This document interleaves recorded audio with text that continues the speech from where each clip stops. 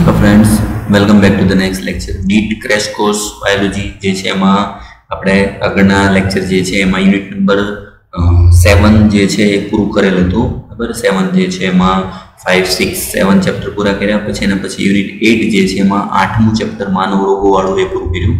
એના પછી આજનો નેક્સ્ટ ટોપિક જે છે આવશે યુનિટ 8માં ચેપ્ટર નંબર 9 અને 10. બરાબર, સ્ટાન્ડર્ડ 12 જે છે એનું, જેમાં અનુત્પાદન માટેની વધારવા માટેની અલગ અલગ રીતો અને 10th ચેપ્ટર જે છે એમાં માનવ સૂક્ષ્મજીવો જે છે અને માનવ કલ્યાણ. બરાબર, સૌથી પહેલાં બંને ચેપ્ટરો જે છે એ ખૂબ જ બેઠે બેઠી જે છે લાઇનમાં પૂછાય એવા ખાલી ઇન્ફોર્મેશન બેઝ જે છે વાળા ચેપ્ટરો છે. રોકડા માર્ક છે ચેપ્ટર જે છે એમાં આપેલી લાઇન ટુ લાઇન જે છે એમાંથી ક્વેશ્ચન પૂછાય છે.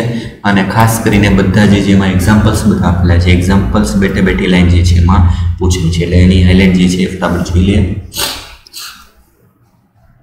સૌથી પહેલું શરૂઆત થશે અનુત્પાદન જે છે વધારવા માટેની પદ્ધતિઓ. બરાબર, તો એમાં સૌથી પહેલાં આગળ ભાગ લઈ લીધેલો છે વનસ્પતિ સંવર્ધન. પછી આપણે આગળ જોઈશું પ્રાણી સંવર્ધન. વનસ્પતિ સંવર્ધન જે છે એમાં વનસ્પતિ સંકરણ 9000 થી 11000 વર્ષ પહેલાંથી જાણીતી છે. જેના મુખ્ય તબક્કાઓ, મેઇન તબક્કાઓના નામ યાદ રાખવાના છે કે હવે વનસ્પતિમાં આપણે સંકરણ કઈ રીતે કરી શકીએ. સૌથી પહેલાં પરિવર્તનશીલતાનો સંગ્રહ, મતલબ જે સુધારા ધરાવતા જે છે વનસ્પતિના નમૂના જે છે એમાં આપણે એને એકત્રીકરણ કરવું, એના પિતૃઓનું મૂલ્યાંકન ને પસંદગી કરવી. બરાબર, જે બે વનસ્પતિ જે છે એના છોડ વચ્ચે આપણે સંકરણ કરવું, પસંદગી કરવી. બરાબર, એની વચ્ચે સંકરણ કરવું. સંકરણ થયા પછી ઉચ્ચ પુનઃસંયોજિતની પસંદગી અને પરીક્ષણ કરવું. બરાબર, મતલબ કે આપણને જે અલગ અલગ જે છે સંતતિ મળેલી છે એમાં સારી સંતતિવાળા છોડ જે છે પસંદ કરવું અને એનું રક્ષણ કરવું, અને એમાંથી નવી જાતોનું પરિરક્ષણ, વિતરણ અને વ્યાપારીકરણ કરવા મુખ્ય જે છે મેઇન જે છે વનસ્પતિ સંકરણ જે છે એના તબક્કાઓ. કોઈ પણ સંકરણ કાર્યક્રમનો મૂળ એ જનીનિક પરિવર્તનશીલતા છે. બરાબર, મતલબ કે એનાથી જનીનો જે છે એનું પરિવર્તન થાય છે.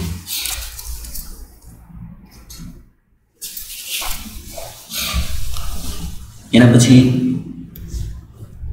સમગ્ર સંગ્રહ વનસ્પતિ બીજ જે આપેલ પાકના તમામ જનીનમાં વિષમકારક ધરાવે છે, જેને જનન રસ સંગ્રહ કરે છે. બરાબર, મતલબ કે આપણે કોઈ પણ વનસ્પતિ બીજ જે છે એના જનીન વિષમકારક ગુણધર્મ ધરાવતો હોય તેનો આપણે એનો જનન રસ જે છે જર્મ પ્લાઝમ એનો આપણે સંગ્રહ જે છે કરી શકીએ, જેથી કરીને ભવિષ્યમાં જે છે આવા પ્રકારના જનનનો ઉપયોગ કરીને આપણે એની સંકર જાત બનાવી શકીએ. એના પછી ખેતીવાડી એ ભારતની જીડીપીના 33% છે અને વસ્તી રોજગારના 62% છે. આંકડાકીય માહિતી P1542 વટાણાનો ભારતીય સંકરિત છોડ છે. ઉદાહરણ આપેલું છે 1960 થી 2000 સુધીના સમયમાં ભારતમાં ઘઉંનું ઉત્પાદન 11 મિલિયનથી 75 મિલિયન ટન, જ્યારે ચોખાનું ઉત્પાદન 35 મિલિયન ટનથી વધીને 89 મિલિયન ટન જે છે થયેલું હતું. એના માટે જ આપણે નામ આપેલું હતું એને હરિત ક્રાંતિ. બરાબર, જે આ વધારો આવેલો છે, બરાબર, એ વધારા માટે જ શબ્દ આપેલો હતો ગ્રીન રેવોલ્યુશન. બરાબર, ભારત જે છે એમાં એક ખાદ્ય ઉત્પાદનમાં આવેલો વધારો જેને નામ આપેલું હતું હરિત ક્રાંતિ. હરિત ક્રાંતિ માટે જાણીતા જે છે એના પ્રણેતા, તેનું નામ યાદ રાખજો, નોર્મન બોરલોગ. નોર્મન બોરલોગ જે છે એના પ્રણેતા છે, જેને ઘઉંમાં સંશોધનો કરીને ઘણી બધી ઘઉંની વામન જાત જે છે એવી જાતિનું નિર્માણ કર્યું અને એનું ઉત્પાદનમાં વધારો કર્યો. બરાબર, એટલે આવશે ગ્રીન રેવોલ્યુશન. એના પછી બીજા કેટલાક અન્ય ભાગ જે છે એમાં 1963માં ઘઉં ભારતમાં ઘઉં ઉગાડનારા વિસ્તારમાં સોનાલિકા, કલ્યાણ સોના જેવી નિપજ આપતી અને રોગપ્રતિકારક જાતો જે છે દાખલ કરવામાં આવી, જેથી કરીને એના ઉત્પાદનમાં વધારો થયો. એવી જ રીતે અર્ધવામન જાત IR36 જે IR8માંથી મેળવવામાં આવી, IRRI. બરાબર, જે ફિલિપાઇન્સ ખાતે સંસ્થા છે ત્યાંમાંથી નિર્માણ કરેલું છે. ને એ જ રીતે તાઇચુંગ નેટિવ નામમાંથી તાઇવાનમાંથી જે છે મેળવવામાં આવી છે, ભારતમાં દાખલ કરવામાં આવ્યા. ભારતમાં અને ફિલિપાઇન્સ જે છે એમાં નિર્માણ કરવામાં આવેલી આ સંકર જાત છે. પછીથી વધુ નિપજ આપતી અર્ધવામન જાતો જયા અને રત્ના પણ ભારતમાં વિકસાવવામાં આવી. બરાબર, જે અલગ અલગ જે છે સંકર જાત તરીકે ઓળખાય છે. એના પછીનો મુદ્દો આવશે સેકેરમ બારબેરી, જે એક ઉત્તર ભારતમાં ઉગતી એક શેરડીની જાતિ છે, જેમાં શર્કરાની માત્રા અને ઉત્પાદકતા ઓછી છે. અને એવી જ રીતે સેકેરમ ઓફિસનેરમ જે દક્ષિણ ભારતમાં ઉગે છે, જેનું પ્રકાંડ જાડું અને વધારે શર્કરાની માત્રા છે. મતલબ શેરડીની બે જાતિ જે દક્ષિણ બાજુ વધારે ઉત્પાદન આપે છે, વધારે શર્કરા આપે છે, એ જ બાજુ ઉત્તરમાં જે છે એનું પ્રમાણ ઓછું છે. બંનેનું સંકરણ કરી અને નવી જાતિ વિકસી અને બંનેના સંકરજાત જે છે એમાં વધારે ઉપજ, જાડો પ્રકાંડ અને વધારે શર્કરાની માત્રા હોય એવું ભાગનું નિર્માણ થયું. અને ખાસ કે આ સંકરજાત ઉત્તર અને દક્ષિણ બંને બાજુ ઉગાડી શકાય એવી પ્રમાણેની બનાવવામાં આવી. બરાબર, એટલે આ ઉદાહરણ યાદ રાખવાના છે. કઈ જાતિ ક્યાંની છે અને બંનેમાં ખાસિયત શું છે, નામ અને એનું સ્થાન જે છે એના માટે. એના પછી સંકરણ અને પસંદગી એ રોગપ્રતિકારકતા માટેની વપરાતી રૂઢિચુસ્ત પદ્ધતિ છે. અમુક પાકની જાતિઓ સંકરણથી વિકસાવવામાં આવે છે અને રોગપ્રતિકારકતા માટે પસંદ કરાય છે. બરાબર, એક્ઝામ્પલ આપેલા છે. જો ખાસ એક્ઝામ્પલ જે તમારામાંથી ગુજકેટમાં પણ ક્વેશ્ચન જે પૂછાયેલો છે, ઘઉં તો એની વેરાયટી હિમગીરી જે લીફ અને સ્ટીપ રસ્ટ જે છે ઇનબર્ન રોગ સામે પ્રતિકારકતા આપે. બ્રાસિકા રાઈની જાતિ, પૂસા સ્વર્ણિમ જે છે, white rust, white black road અને કર્લાઇટ બ્લેક રોગ જે છે એ રોગ સામે પ્રતિકારકતા. ફૂલકોબી જે છે, પૂસા સુબ્રા, પૂસા સ્નોબોલ કેવન, ચોળા માટે પૂસા કોમલ અને મરચા ચીલી જે છે એના માટે પૂસા સદાવા. બરાબર, જેમાં અલગ અલગ જે રોગો આપેલા છે ટેક્સ્ટબુકમાં કોષ્ટક આપેલું છે, કોષ્ટક યાદ રાખવાનું છે. એક્ઝામ્પલ બેઠા બેઠા જે છે એમાંથી જોડકા સ્વરૂપે એમનો પૂછાય છે. કઈ જાતિ પાક માટેની વેરાયટી કઈ છે અને કયા રોગ સામે રક્ષણ આપે છે. બરાબર, એવી રીતે મગમાં વિકૃતિ દ્વારા યલો મોઝેક વાયરસ અને પાવડર મિલ્ડ્યુ રોગ પ્રતિકારકતા મળી શકે છે. મગમાં જોવા મળતો રોગ, બરાબર, અને રોગ સામે પ્રતિકારકતા મળતી જાતિ વિકસાવાય. એવી રીતે એબેલમોસ્કસ એસ્કેલેન્ટસ મતલબ કે ભીંડીની જંગલી જાતમાં જોવા મળતો યલો મોઝેક વાયરસ પ્રત્યેના અવરોધક જનીનોને તેની સંવર્ધિત જાતમાં દાખલ કરી અને એબેલમોસ્કસ એસ્ક્યુલન્ટ ભીંડીની નવી જાત બનાવવામાં આવી છે. પરભ્રાણી ક્રાંતિ તરીકે વિકસાવાય. પરભ્રાણી ક્રાંતિ જે છે કયા સાથે સંકળાયેલી છે, તો ભીંડાની એ જંગલી જાત જે છે એમાંથી નવી જાતનું નિર્માણ કર્યું છે. કયા રોગ સામે રક્ષણ આપે છે? Yellow mosaic virus. બરાબર, પ્રત્યે અવરોધક જનીન વિકસાવવામાં આવેલું છે.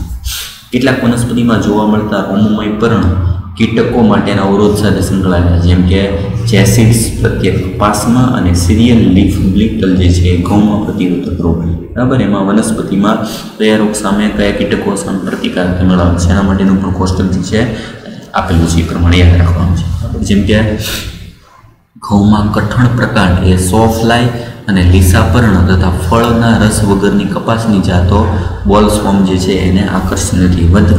મકાઈમાં વધુ એસ્પાર્ટિક એસિડ, ઓછો નાઇટ્રોજન, ઓછી શર્કરા એ પ્રકાંડમાં છિદ્ર કરનારા કીટકો સામે અવરોધ આપે છે. મતલબ આપણે વનસ્પતિને જે છે કઈ રીતનો ફેરફાર કરી કે જેથી કરીને એમાં કીટકો જે છે એનો ઉપદ્રવ ઘટાડી શકાય. બરાબર, એવા ઉદાહરણ આપેલા છે. રાઈ, ચપટા બીન અને ભીંડા જે છે એની અમુક વેરાયટી, જેમ કે પૂસા ગૌરવ, પૂસા સેમ 2, સેમ 3, પૂસા સવાની અને પૂસા F4 જે એફિડ્સ, જેસિડ અને પ્રકાંડ ફળ રોધી કીટકો સામે રક્ષણ આપે છે. આમાં જોડકા પૂછાય. રાય, ચપટા બીન, ભીંડાની વેરાયટી કઈ છે, એના નામ સામે એની કયા કીટકો સામે રક્ષણ આપે છે. બરાબર, જે આગળનું કોષ્ટક અને આ કોષ્ટક ખાસ જે છે મિક્સ ના થાય એના એક્ઝામ્પલ યાદ રાખવાના. એના પછી બાયોફોર્ટિફિકેશન, જેને આપણે આગળ નામ આપેલું હતું સુપોષકતાકરણ, એવા જે છે વનસ્પતિનું સંકરણ છે જેમાં વધુ પ્રમાણમાં વિટામિન્સ, ખનિજ તત્વો અને વધુ પ્રમાણમાં પ્રોટીન, ચરબી, લોખંડસ્થી જાળવવા માટે વાપરી શકાય છે. મતલબ કે સૂક્ષ્મ જીવોમાં એવો આપણે ફેરફાર કરીએ જેથી કરીને એમાંથી પોષક દ્રવ્યોનું પ્રમાણ જે છે વધારી શકીએ. ઘઉંની જાત એટલાસ 66, બરાબર, જે પુષ્કળ પ્રમાણમાં પ્રોટીન ધરાવે છે, જે ઘઉં સુધારણા માટે દાતા તરીકે ઉપયોગી છે. એટલે એક્ઝામ્પલ યાદ રાખવાનું, પ્રોટીનનું વધુ મૂલ્ય ધરાવતી જાતિ એટલાસ 66. એના પછી નિવેશ, વનસ્પતિનો એવો ભાગ જેની મૂળ જગ્યાએથી કાપીને સંવર્ધનની શરૂઆત કરવામાં આવે. મતલબ આપણે વનસ્પતિનો કોઈ ટુકડો લઈએ અને એને લેબોરેટરીમાં ઉછેર કરીને એમાંથી નવા અંકુરણ કાઢીએ તો ટુકડોવાળો ભાગ જે છે એને ઓળખીએ છીએ નિવેશ્ય તરીકે. કોઈ પણ કોષ કે નિવેશ્યમાંથી એક તદ્દન નવી જાતિનું નિર્માણ કરવાની પદ્ધતિ જેને કહેવાય સંપૂર્ણ ક્ષમતા. બરાબર, ટોટીપોટેન્સી.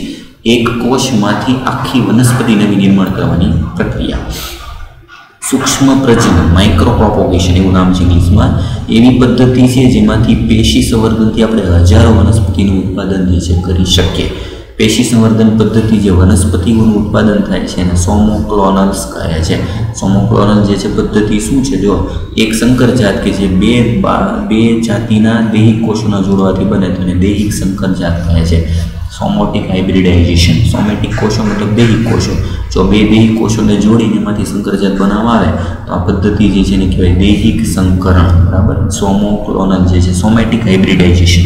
સોમો ક્લોનલ પદ્ધતિ, સંપૂર્ણ ક્ષમતા અને માઇક્રો પ્રોપોગેશન, આ ત્રણેય બળ જે છે એના અર્થ યાદ રાખવાના છે. ટ્રાયકોડમાં મુક્તજીવી ફૂગ છે અને ઘણા ફૂગકારકો માટે અસરકારક જૈવિક નિયંત્રણનું કાર્ય કરનાર સૂક્ષ્મજીવ. બરાબર, મતલબ એવી ફૂગ કે જે જૈવિક નિયંત્રણ કરવા માટે વપરાય છે. એવી રીતે બકુલો વાયરસ, બરાબર, ન્યુક્લિયો પોલીહેડ્રો જે છે એ વાયરસનો એક પ્રકાર છે જે જૈવિક નિયંત્રણ રોગકારક છે અને કીટકો અને સંધિપાદ પર આક્રમણ કરે છે. જૈવિક નિયંત્રણ તરીકે વપરાતો વાયરસ બકુલો વાયરસ, જૈવિક નિયંત્રણમાં વપરાતી ફૂગ તો હશે ટ્રાયકોડમાં. એક્ઝામ્પલ વાયરસ આપેલું છે. આ વાયરસ જાતિ વચ્ચે સાંકડા સ્પેક્ટ્રમવાળા નેરો સ્પેક્ટ્રમ કીટનાશકોનો ઉપયોગ માટે ઉચ્ચ વિકલ્પ છે. સાંકડા સ્પેક્ટ્રમવાળા મતલબ કે જે કીટનાશકો જે છે એની રેન્જ ઓછી છે, જે ઓછા નુકસાનકારક હોય, વધુ નુકસાનકારક હોય તો એને આપણે બ્રોડ સ્પેક્ટ્રમ જે છે કહીએ છીએ. એવા સાંકડા સ્પેક્ટ્રમવાળા જે છે કીટનાશક માટે ઉપયોગી થતો એક વાયરસ. જૈવિક ખાતર માટે એવા સજીવો કે જમીનની પોષક ગુણધર્મતા વધારે છે. ઉદાહરણ આપ્યું છે ગ્લોમસ. ગ્લોમસ પ્રજાતિની ફૂગ જે છે માઇકોરાઇઝા બનાવે છે, જે વનસ્પતિ જે છે એમાં ફોસ્ફરસનું શોષણ કરે છે અને શુષ્કતા સામે રક્ષણ આપે, મતલબ ભેજ પૂરો પાડે છે. બરાબર, આ એક્ઝામ્પલ યાદ રાખવાનું છે. ગ્લોમસ પ્રજાતિ જે છે એની એક ફૂગ છે, માઇકોરાઇઝાનું નિર્માણ કરે છે. આ થઈ ગયું વનસ્પતિ સંવર્ધન, એની કેટલીક સંકર જાતો અને એને કયા હેતુ માટે ઉપયોગ કરવામાં આવે છે. અમુક જે છે કીટક સામે પ્રતિરોધકતા આપે છે, અમુક રોગ પ્રતિકારકતા આપે છે. એક્ઝામ્પલ યાદ રાખવાના છે. એના પછી બહુ સિમ્પલ, એના પછી એનિમલ હસબન્ડરી, પશુપાલન. પ્રાણી ઉછેર એ પશુઓ જેવા કે ગાય જે છે, ભેંસ, ભૂંડ, ઘોડા, બકરી, ઘેટા, ઊંટ વગેરેની સાળ સંભાળ અને સંગણ સાથે સંકળાયેલી છે. 70%થી વધુ પશુઓની વસ્તી ધરાવતા ભારત અને ચીન છે, છતાં તેમાં ઉત્પાદનનો ફળ માત્ર 25% છે. મતલબ કે પશુ દીઠ જે છે એમાં ઉત્પાદન ઓછું છે. તો આપણે એની ગુણવત્તા જે છે કઈ રીતે વધારી શકીએ એના માટેના પ્રયત્નોમાં મરઘાપાલન, પોલ્ટ્રીમાં પાલતુ પક્ષીનો ખોરાક ઈંડા માટે ઉછેર કરવામાં આવે છે. સામાન્યમાં મરઘા, બતક અને ક્યારેક ટર્કી અને હંસ જેવા પક્ષીનો પણ સમાવેશ થાય.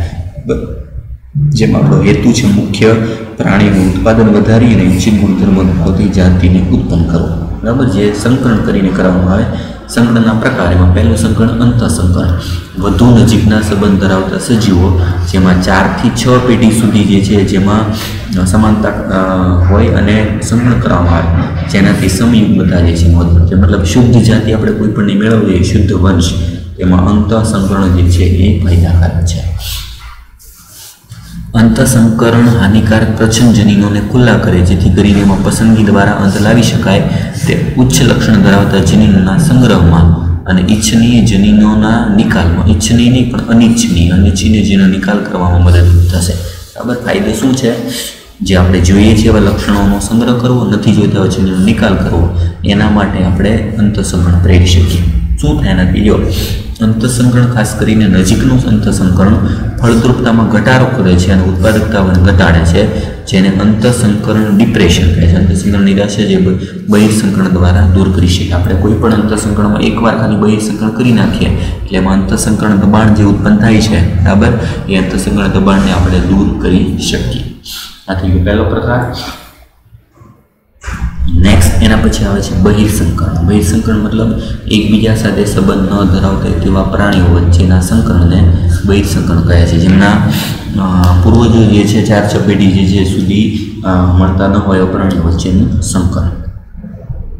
એના 3 પ્રકાર. એમાં પહેલું આઉટક્રોસિંગ, પરસંવર્ધન જે છે, જેમાં સમાન જાતના ઓલાદ, બરાબર, જાતિ નહીં જાતના પ્રાણીઓ વચ્ચે પ્રજનન કરવામાં આવે છે, પરંતુ તેમના પૂર્વજો સમાન હોતા નથી, અથવા તો 4 થી 6 પેઢી સુધી જેમાં પ્રજનન થયેલું હોતું નથી, એવા 2 જાતના પ્રાણીઓ નરમાદા વચ્ચે સંકરણ, જેમાં પ્રાણીઓમાં દૂધનું ઉત્પાદન ઓછું હોય, માંસ આપતા પ્રાણીઓનો વૃદ્ધિદર ઓછો હોય, એના માટે આ સંકરણ પદ્ધતિ જે છે શ્રેષ્ઠ છે. આઉટક્રોસિંગ, બરાબર, ક્રોસ બ્રીડિંગ જે છે એનો પ્રકાર. બીજો પ્રકાર પરસંકરણ. એક જાતના ઉચ્ચ લક્ષણ ધરાવતા નરને બીજી જાતના ઉચ્ચ લક્ષણ ધરાવતા માદા સાથે સમાગમ કરવામાં આવે છે. બરાબર, જેમ કે એક્ઝામ્પલ ખાસ પંજાબમાં ઘેટાની જે છે જાતિ, સંકર જાતિ સારડેલ, નવી જાત જે છે બિકાનેરી જે છે ઘેટા અને મેરીનો ઘેટા વચ્ચેના સંકરણથી ઉત્પન્ન કરેલી. બકરાની ઘેટા છે, બિકાનેરી ઘેટા અને મેરીનો ઘેટા વચ્ચેનું સંકર છે, જેનું નામ થશે હિસારડેલ. બરાબર, એક્ઝામ્પલ યાદ રાખવાનું છે. ત્રીજો પ્રકાર આવશે આંતરજાતીય સંકરણ, જેમાં જાતિ બદલાય, 2 તદ્દન જુદી જુદી જાતિ નર માદા વચ્ચેનું સંકરણ, બરાબર. ઉદાહરણ તરીકે ખચ્ચર, નર ગધેડા અને માદા ઘોડીની છે એના વચ્ચેનું સંકરણ છે. બંનેના ઈચ્છિત લક્ષણો એક જ પ્રાણીમાં જે છે ભેગા કરી શકાય, જેમાં વંધ્ય જાતિ જે છે નિર્માણ થાય. ખચ્ચર એક્ઝામ્પલ છે. એના જેવી નેક્સ્ટ પદ્ધતિ આવે કૃત્રિમ વીર્યદાન, આર્ટિફિશિયલ ઇન્સેમિનેશન, જેમાં નર પિતૃ કે જેનું વીર્ય સંગ્રહ કરાય છે, પસંદ કરેલા માદાના પ્રજનન માર્ગમાં સીધું વીર્ય દાખલ કરવામાં આવે. આમાં કૃત્રિમ વીર્યદાન સામાન્ય સમાગમમાં આવતી સમસ્યાઓને દૂર કરવા માટે વપરાતી એક સારી પદ્ધતિ છે, બરાબર. અંતર્ગત બીજી ટેકનિક છે, ઇમ્પોર્ટન્ટ નીટમાં ક્વેશ્ચન પૂછાઈ ગયો છે, MOET multiple ovulation embryo transfer technology, બરાબર. જે પાલતુ પ્રાણીઓ જે છે એમાં સુધારા કરવા માટેની એક ટેકનિક છે. ખાસ કરીને એમાં ગાયમાં અંતઃસ્રાવ દાખલ કરાય. ગાયમાં અંતઃસ્રાવનું નામ થશે FSH, follicle stimulating hormone.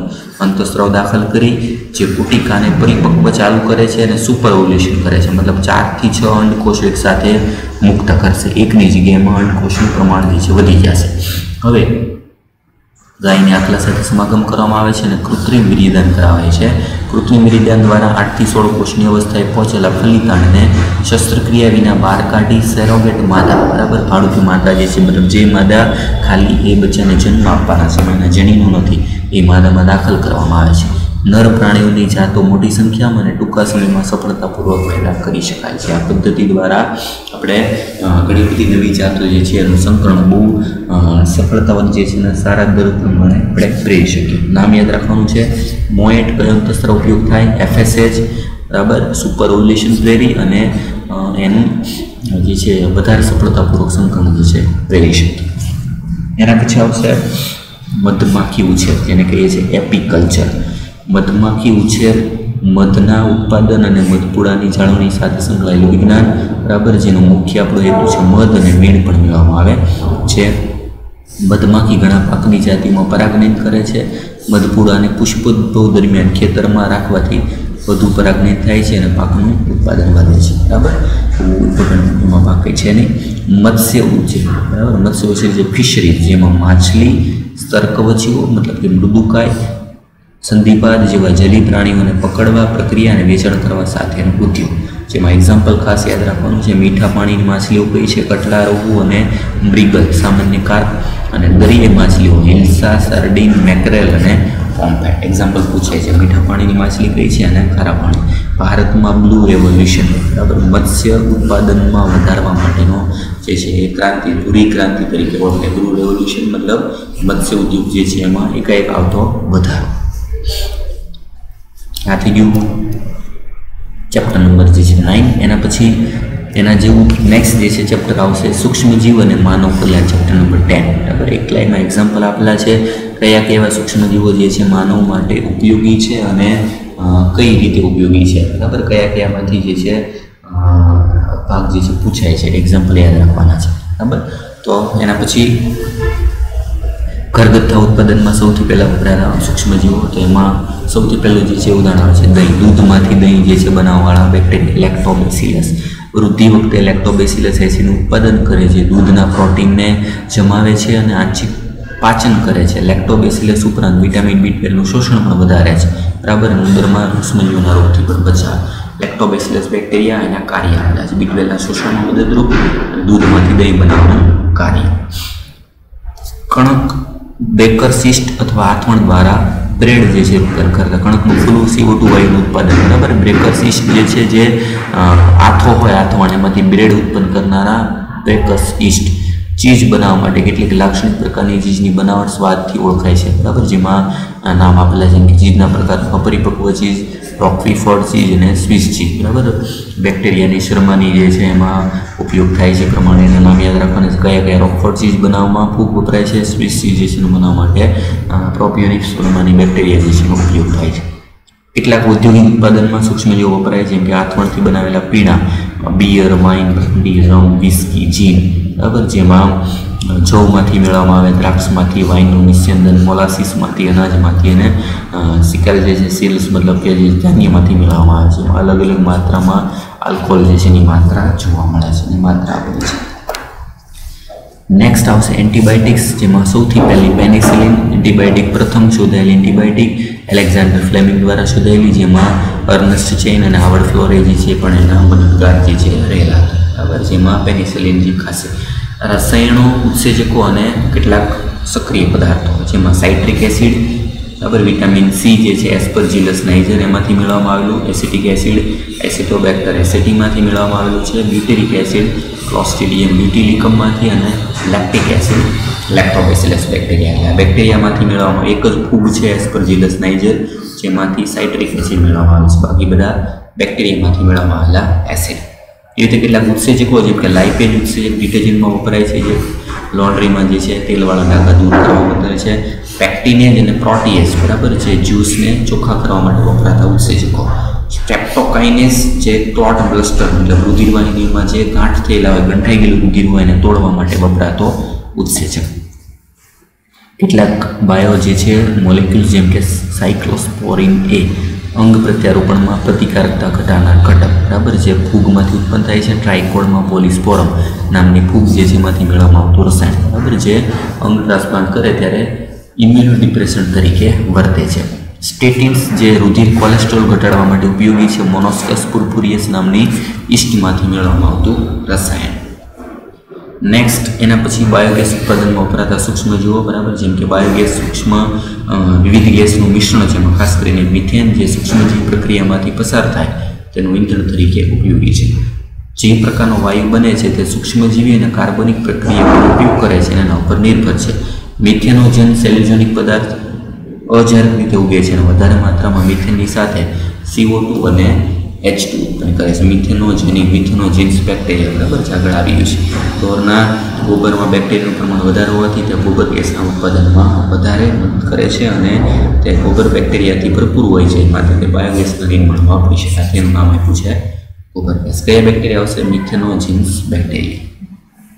Last, જૈવિક નિયંત્રણમાં સૂક્ષ્મજીવો, બરાબર. જૈવિક નિયંત્રણ એવી જૈવિક પદ્ધતિ છે જેમાં વનસ્પતિમાં રોગ કે જંતુઓનું નિયંત્રણ કરી શકાય, કોઈ પણ જંતુનાશક દવાઓનો ઉપયોગ કર્યા વગર, બરાબર. એમાં જંતુને રોગોનું જૈવિક નિયંત્રણ કરવા માટેના કયા કયા જે છે એ ઉદાહરણ આપેલા છે, ઉદાહરણ યાદ રાખવાના છે. જૈવિક નિયંત્રણ કુદરતી ભક્ષણ પર નિર્ભર છે, જેમાં રસાયણો પર નિર્ભર નથી. રાસાયણિક પદ્ધતિ જરૂરી અને હાનિકારક જીવ બંનેનો નાશ કરે છે. ઝેરી રસાયણો જંતુનાશક પર આપણી આધીનતાને ઘટાડે છે. એટલે કે આપણા માટે ખરેખર જે હાનિકારક નથી એવા સજીવો, સૂક્ષ્મજીવોનો નાશ ન થાય એના માટેની આ પદ્ધતિ છે. ઉદાહરણ આપેલું છે એફિડ્સનો નાશ કરવા માટે લેડીબર્ડ બીટલ, મચ્છરનો નાશ કરવા માટે ડ્રેગન ફ્લાય, પતંગિયું લેયર જે છે નાશ કરવા માટે બેક્ટેરિયા બેસિલસ thuringiensis બીટી, બરાબર. અને ઘણા વનસ્પતિ રોગકારકો જે છે જેમ કે ફૂગ, ટ્રાઇકોડમાં કીટકો અને સંધિપાત સામે રક્ષણ આપતા બકોલો વાયરસ અને પીવી છે, બરાબર, જે જાતિ વિશિષ્ટ છે અને સાંકડું વર્ણપત્ર ધરાવે છે. આ બધા એક્ઝામ્પલ થઈ ગયા. લેડીબર્ડ બીટલ, ડ્રેગન ફ્લાય, બેક્ટેરિયા જે છે એમાં બીટી, ફૂગમાં ટ્રાઇકોડમાં અને વાયરસમાં બકોલો વાયરસ છે. રસાયણ જે છે નિયંત્રણ તરીકે વર્તે છે. જૈવિક ખાતરોમાં સૂક્ષ્મજીવો વપરાતા હોય એવા જૈવિક ખાતર એવા સૂક્ષ્મજીવો જે છે જે જમીનની પોષણ ગુણવત્તા વધારે છે અને મુખ્ય બેક્ટેરિયા, ફૂગ અને સાયનોબેક્ટેરિયા જે છે એના સ્ત્રોત છે.